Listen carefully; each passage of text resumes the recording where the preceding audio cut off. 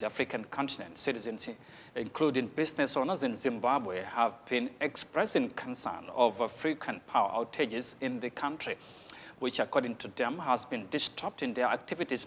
The country's electricity transmission and distribution company said the electricity cuts were caused by a disturbance on a high-voltage transmission line.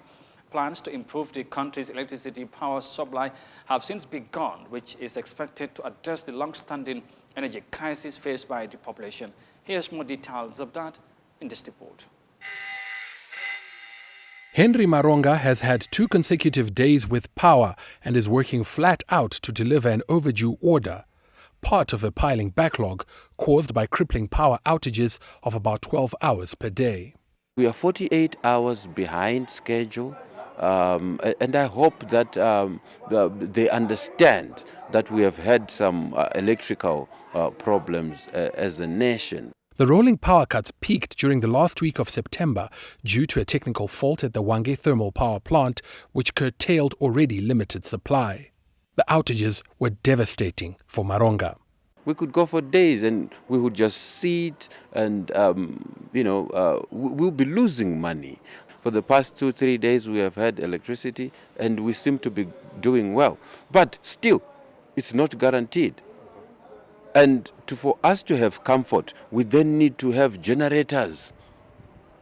And one generator comes with a leg and an arm.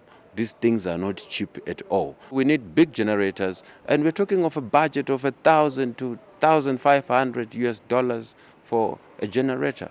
He's appealing for state support. We would want, government to set up fund or policy to help small industries. Maybe it could be a generator, scheme or something like that, to just cushion the burden, the pain that small startup companies are having.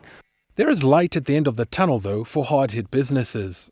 On Tuesday, state media reported that the upgrade of Zimbabwe's main thermal power plant in Wellingara is on course, with one of 2 new furnaces that are being installed there set to start feeding the national grid as early as November.